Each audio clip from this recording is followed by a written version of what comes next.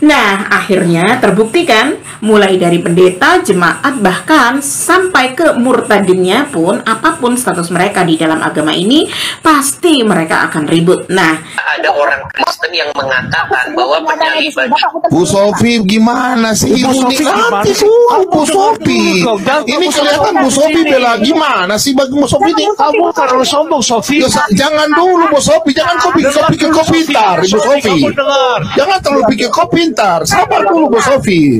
Sabar dulu Bu, sabar. Aduh, jangan terlalu sombong kau, Sofi. Ibu Sofi kalau pintar ya sudah, sabar dulu, kita putar dulu Bu. Aduh, Anda makanya ditegur sama banget RK kemarin. sabar dulu Bu, saya putar dulu, Ibu sabar. Kesombongan Anda juga sama gitu loh. soal apakah yang sebenarnya mereka ributkan? Yuk simak video selengkapnya.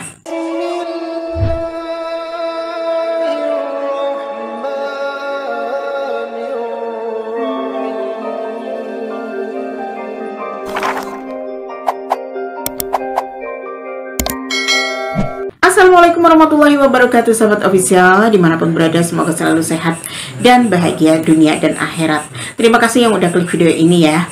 Nah, setiap argumen dari umat Islam itu semuanya masuk akal karena agama mereka adalah agama yang menggunakan akal. Namun, umat Kristen selalu menolak dan pura-pura tidak mengerti bahwa iblis memiliki peran besar di dalam penyaliban Yesus. Tanpa iblis, kalian tidak memiliki Tuhan. Namun, kalian malah menolak. Dan pada akhirnya, kalian ributkan juga dengan argumen Islam ini. Elis bilang, ya benar. Kenapa?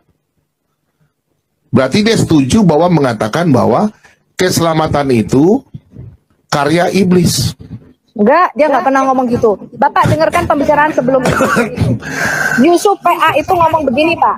Saya dengar pakai kuping saya. Yusuf PA itu bilang begini, kalian orang Kristen harus berterima kasih sama iblis. Karena iblis berjasa di dalam penyaliban Kristus. Paham nggak? Bahwa karya keselamatan, kalau tidak ada iblis, maka tidak ada penyaliban Kristus. Anda tuh nggak denger lengkap.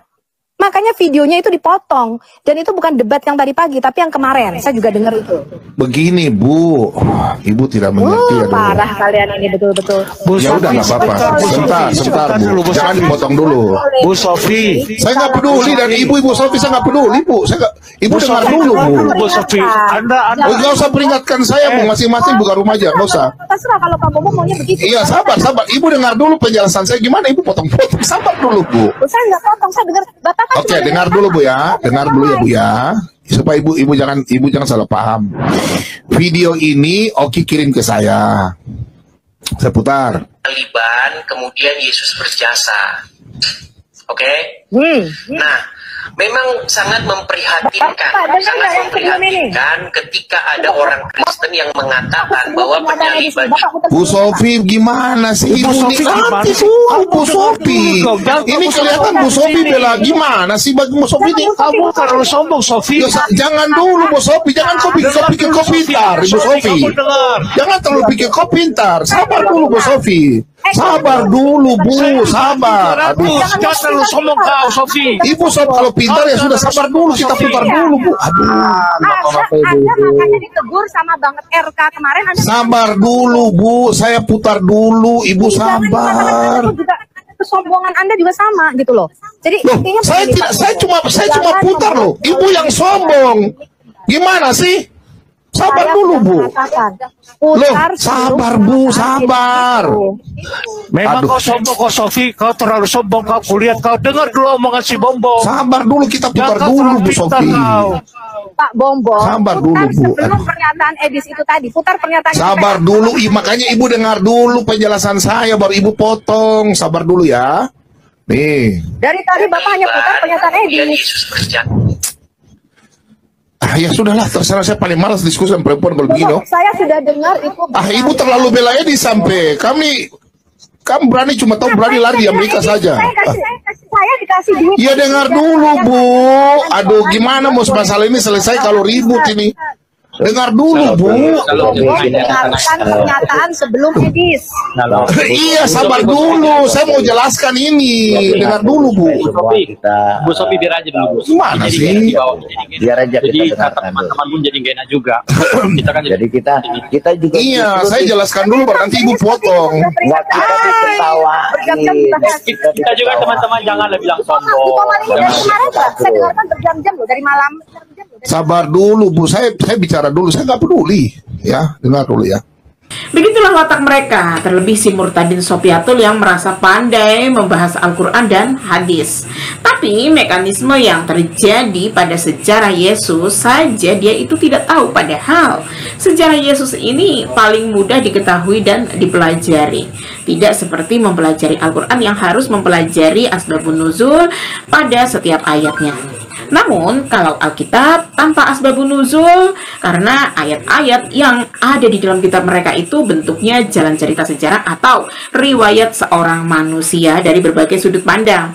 Siapa yang menjadi teman dan siapa yang menjadi lawan Yesus dalam kisah tersebut sangat mudah untuk dipelajari. Tapi mereka sombong dan menolak fakta yang disampaikan oleh umat Islam dan akhirnya mereka ribut sendiri. Yang dibahas tentang Tuhan yang mati lagi. Tuhannya mati. Dengar ya. Saya juga nggak peduli. Memangnya saya udah utang sama yang lain. Memang sangat memprihatinkan ketika ada orang Kristen yang mengatakan bahwa penyaliban itu adalah rencana Bapa di surga. Nah itu makanya penyaliban kemudian Yesus berjasa. Oke? Nah, memang sangat memprihatinkan ketika ada orang Kristen yang mengatakan bahwa penyaliban itu adalah rencana Bapa di surga. Nah itu makanya yang saya bilang orang Kristen yang begini. Ya. Paham nggak, Pak? Saya mau begini. Maksud saya begini. Penyaliban itu keinginan daripada si jahat. Apa keinginan Bapa? Keinginan Bapa di surga itu apa? Keinginan Bapa di surga adalah supaya Yesus menghadapi penyaliban itu. Penyaliban, kemudian Yesus. Bentar, Bu ya. Begini, Bu. Saya WA Edis, Bu, mau bicara di bawah, latar di bawah. Saya WA Edis. Saya sudah tahu, makanya jangan dipotong video. Pak Bombom, kenapa dimatikan kok Pak Bombom tadi videonya? Kan Sebentar. Saya kenapa tidak dari awal, Pak? Kenapa tidak dilihat ketika Yusuf? Nanti dulu, makanya saya jelaskan sama Ibu dulu. Sebentar, Bu, ya. Saya tanya sama Edis begini. Dis, ini tidak dipotong videonya kah? Edis menjawab, saya tanya lagi. Kamu mengatakan demikian kah? Dengar bahasa Indonesia ya. Ini tidak dipotong videonya kah? Kamu mengatakan demikiankah bahwa orang Kristen yang mengakui bahwa penyaliban adalah gila? Ya, penyaliban rencana iblis kah?